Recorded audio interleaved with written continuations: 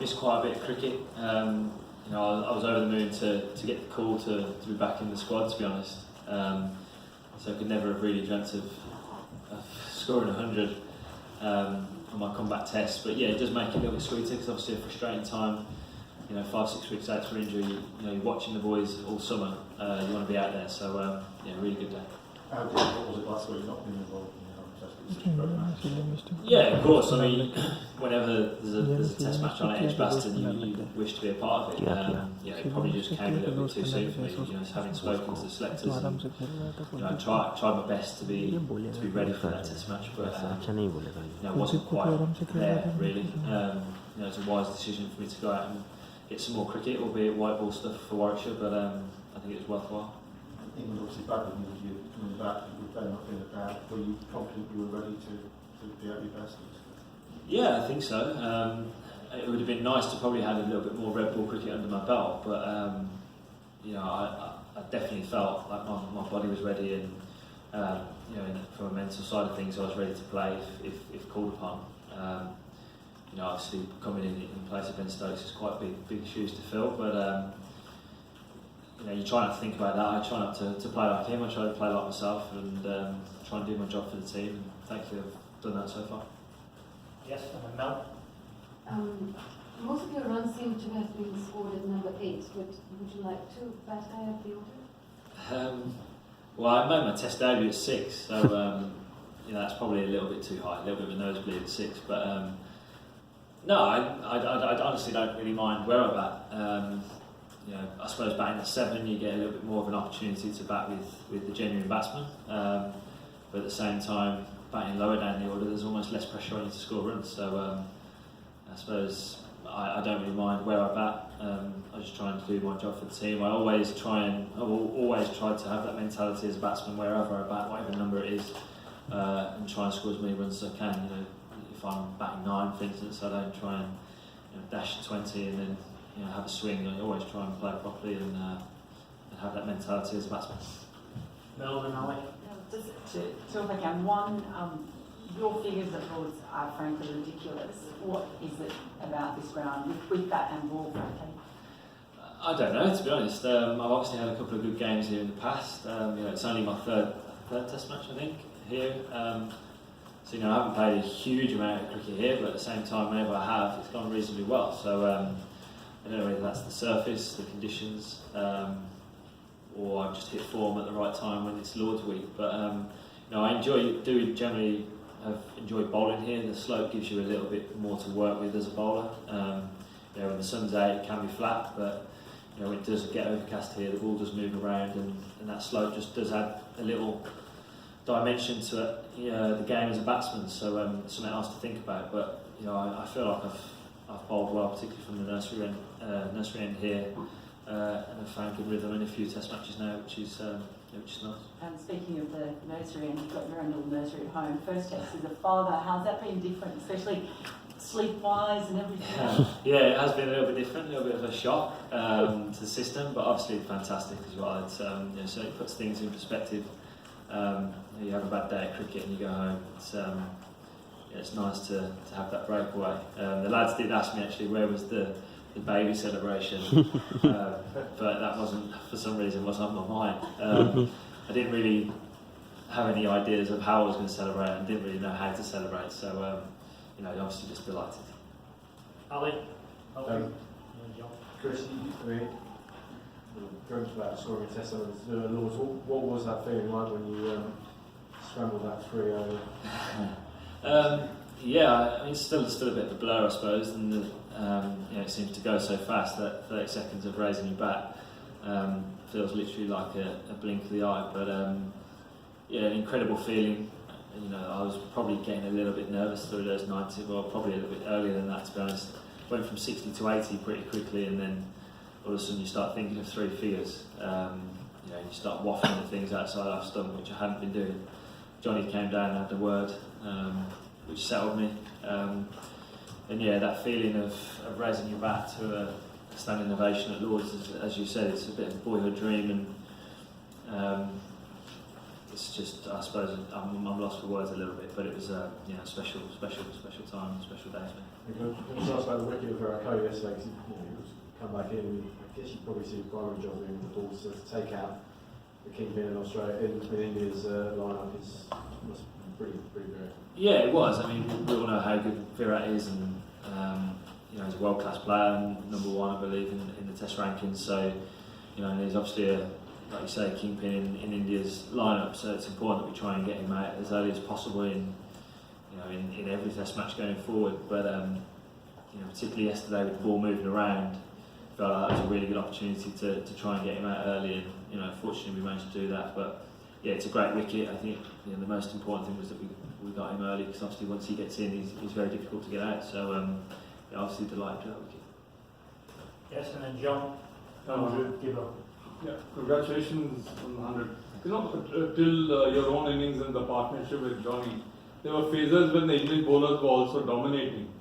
So how would you, given that from the time your partnership started, end of the day, how would you sum up the days? What are the wicket like, and what are the conditions actually being out there in the middle? When I went to the crease, I think we were about 20 ahead. Johnny had been playing nicely. I think the important thing was to try and get through certain spells. There were some really good spells out there from the Indian bowlers. Mohammad Shami kept running in, bowled some really good stuff, and we just kind of saw each spell as kind of a thing to tick off. Really, if we could get through some certain spells, then we were obviously going to make it difficult for the Indian bowlers to keep coming back and bowling more spells. There wasn't a huge amount of turn there, so when the spinners were on, we felt that I suppose we'd done our job and saw off certain seamers and certain attack from the seamers, because we've seen the ball move around a little bit all game. But I think when the ball got a little bit older and a bit softer, it looked a little bit more difficult to get guys out, particularly if they were set. So and the sun was out, I suppose, a little bit for a little bit of the day, which made the wicket probably behave a little bit less. But as we saw tonight, once the new ball was taken and that harder ball, it's still moving around off that surface. So I suppose that's good signs for us being so far ahead. John?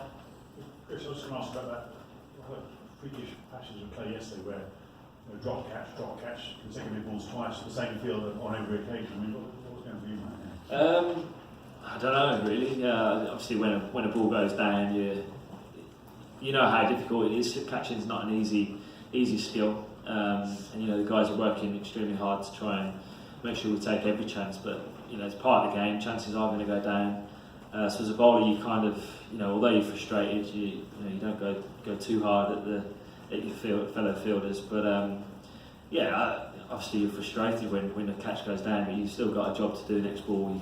Often a catch goes down, and the next ball goes to the fence. So you want to make sure that you try and put the ball in the next area and in the right area. And thankfully, I managed to do that. A bit of a freakish way to do it, but obviously delighted. Can I ask, sorry, maybe should notice the name of the baby's name? Layla Louise. When was she born? 2nd of July. Take He's putting me on the spot. Andrew Miller, then Richard Gibson to finish, and then we're done. Chris, when you came to the crease, I don't think anyone on either side had gone past 30. So was there a sort of specific target you thought would be enough? And once you'd gone past that, presumably, was there ever any sort of declaration to that? To be honest, I didn't really think of a score at any point, really. I was thinking of just a matter of building a partnership, trying to get past, as any batsman does when you first go out to the crease, getting past your first, I suppose, 20 balls, 25 balls. Once you get past that, obviously things naturally get a bit easier. So that was all I was trying to do, really. I wasn't looking too much at the scoreboard in terms of how much lead we need. Me and Johnny did tick it off in fives, but that was the only time we really looked at the score. We were just trying to bat against the bowlers that were bowling to us, and as I said, ticking off spells as well as we saw it. But never really, I suppose we didn't think at the time that we'd have the lead that we had now. But as I said, when me and Johnny got in, and we both Johnny got to 50 and I got to 30, he felt a little bit more in. And as I said, the ball got a little bit softer and less hard. It made it a little bit easier. So at that point, that's all we were looking at, really. And sorry, just about the declarations, obviously the weather for the rest of the match doesn't sound too great. Was there any discussion about that? There hasn't been. I mean, I've only been in the dressing room at tea time and then right at the end, and I haven't heard anything. I'm sure those discussions are being held. I mean, captain and coach will be definitely thinking of that.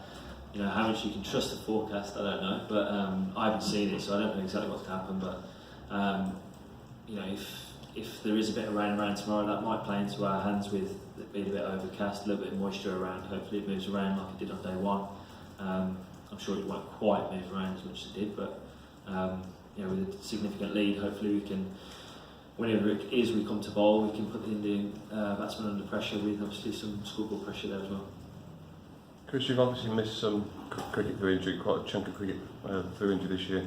I just wanted to take you back to the start of the year. Is it fair, I know it's a different form of the game, but is it fair to say you've sort of rediscovered your batting rhythm and have held that rhythm ever since in the Australian one days? Do you feel a bit like that?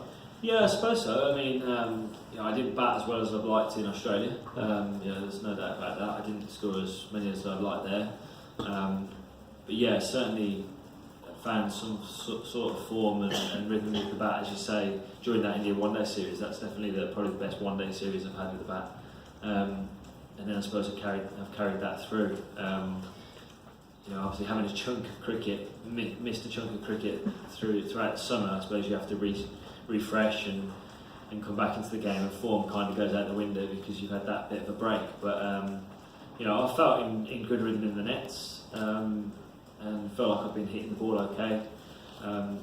So yeah, I mean, I didn't think I'd go out. I didn't really have going out there and getting 100 on my radar today, to be honest with you. But at the same time, once you get in, obviously I try and have that mindset of playing like a batsman, and I managed to do that. And was there anything in particular in Australia that triggered the sort of form turnaround? Because you hadn't scored many runs previously, as you said. I think just the change of format and freeing you up a little bit. I think I had a couple of innings in Australia where I had to go in, and I suppose you don't really worry too much about your defence and getting out of the way of the ball. You kind of just see ball, hit ball, and that certainly helped with that. In Australia, I suppose I had a couple of good innings and kind of picked up some form from there. Thank you. Thank you.